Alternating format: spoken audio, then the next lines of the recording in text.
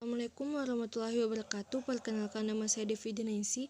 Di sini saya akan menjelaskan materi mengenai jual beli. Dalam dunia bisnis, akad memiliki peranan sangat penting karena keberlangsungan kegiatan bisnis ke depan akan tergantung seberapa baik dan rinci akad yang dibuat untuk menjaga dan mengatur hak dan kewajiban kedua belah pihak yang melakukan akad. Akad merupakan perjanjian yang mengikat hubungan kedua pihak itu sekarang dan yang akan datang. Pemilihan akad akan mencerminkan seberapa besar risiko dan keuntungan bagi kedua pihak, terutama bagi pihak pemodal maupun pihak yang mengelola bisnis atau antara pembeli dengan penjual. Pengertian akad. Istilah akad berasal dari bahasa Arab yakni al-aqd. Secara bahasa, kata al-aqd bentuk masdarnya adalah aqada dan jamaknya adalah al-uqud yang berarti perjanjian yang tercatat atau kontrak di dalamnya.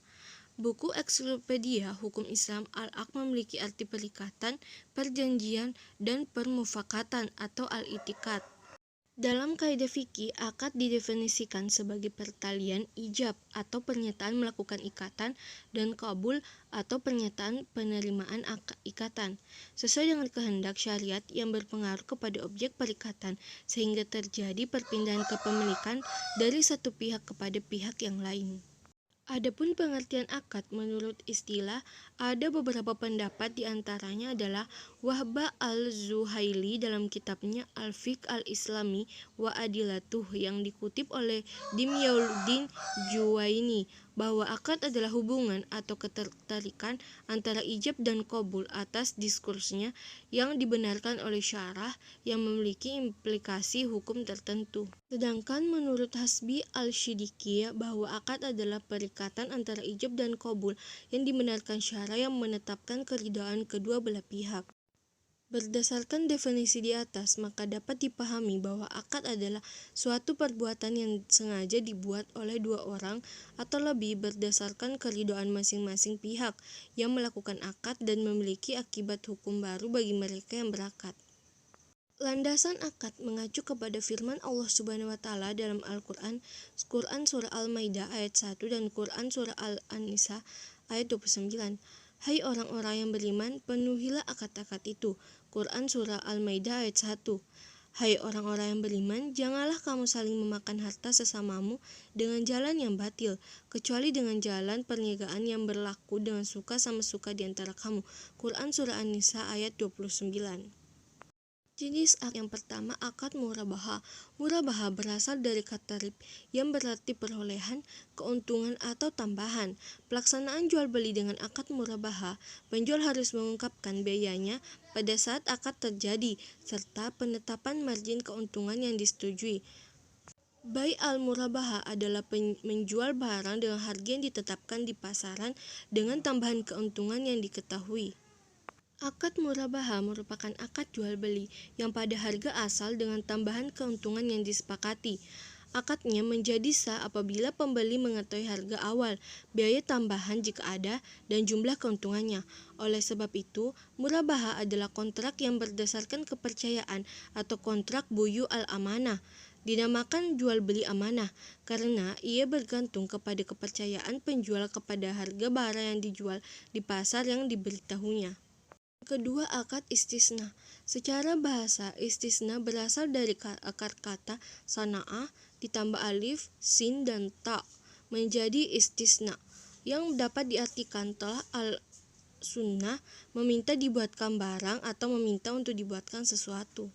Pengertian istisna menurut istilah didefinisikan sebagai akad meminta seseorang untuk membuat sebuah barang tertentu dalam bentuk tertentu. Pengertian istisna merupakan akad yang dilakukan dengan seseorang untuk membuat barang tertentu dalam tanggungan dan akad tersebut merupakan akad membeli sesuatu yang akan dibuat oleh seseorang. Yang ketiga, akad salam. Akad salam disyaratkan berdasarkan dalil dari Al-Quran, Sunnah, dan ijma ulama. Akad salam atau salaf adalah penjualan sesuatu di masa yang akan datang dengan imbalan sesuatu yang sekarang, atau menjual sesuatu yang dijelaskan sifatnya dalam tanggungan. Para ulama Syafi'iyah dan Hanabilah mendefinisikan akad salam sebagai akad atas sesuatu yang disebutkan dalam sifatnya dalam perjanjian dengan penyerahan tempo dengan imbalan harga yang diserahkan dalam majelis akad. Pengertian salaf atau istalafa sama dengan iqrada yang artinya berutang. Menurut istilah mazhab Hanafi, mendefinisikan salam sebagai jual beli tempo dengan tunai. Menurut mazhab Maliki, salam adalah akad jual beli di mana modal atau harga dibayar di muka, sedangkan barang yang diserahkan di belakang. Jadi salam adalah salah satu bentuk jual beli di mana uang harga barang dibayarkan secara tunai, sedangkan barang yang dibeli belum ada. Hanya sifat-sifat, jenis, dan ukurannya sudah disebutkan pada waktu perjanjian dibuat. Yang keempat, akad bai al-inah.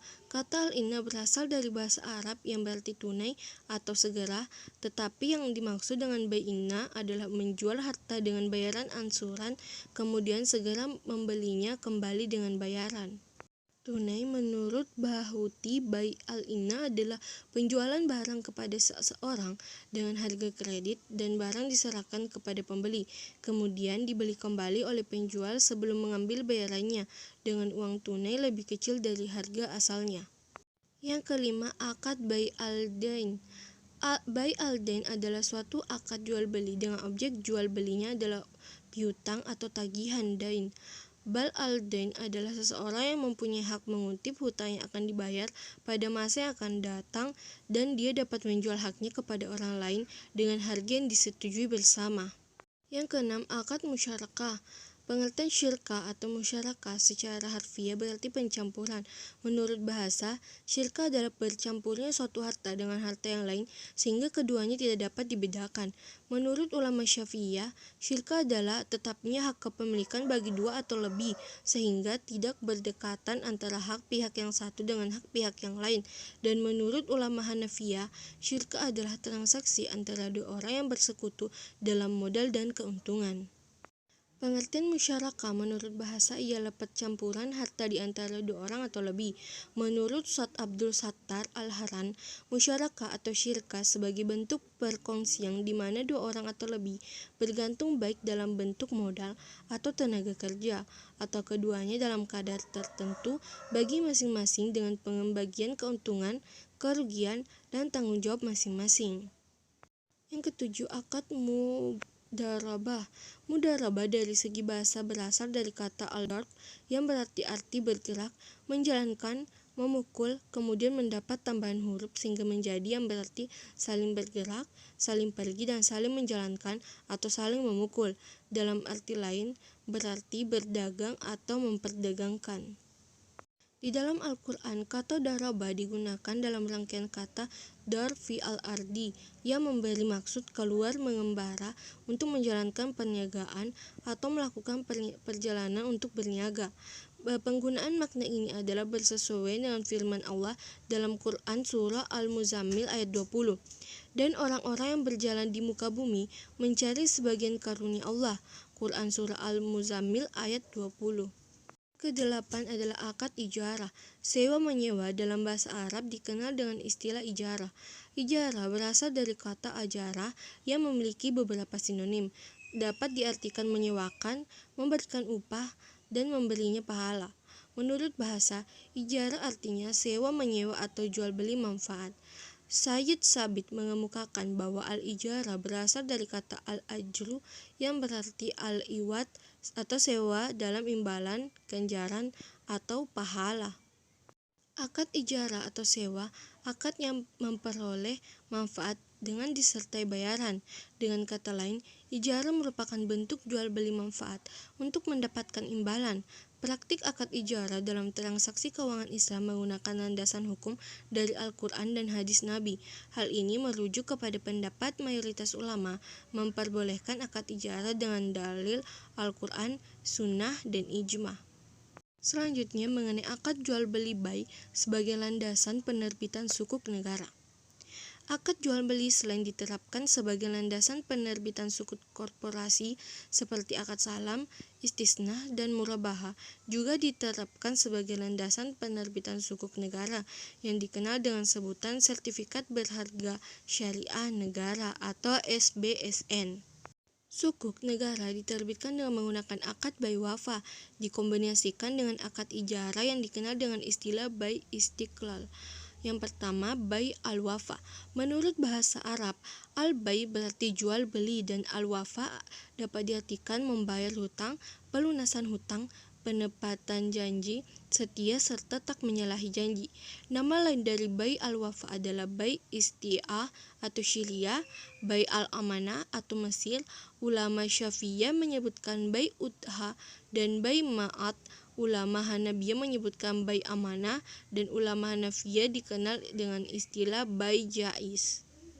Bai al-wafa adalah salah satu bentuk transaksi akad yang muncul di Asia Tengah, Bukhara dan Balkh pada pertengahan abad ke-5 Hijriah dan merambat ke Timur Tengah dengan tujuan menghindari terjadinya riba dalam pinjam-meminjam.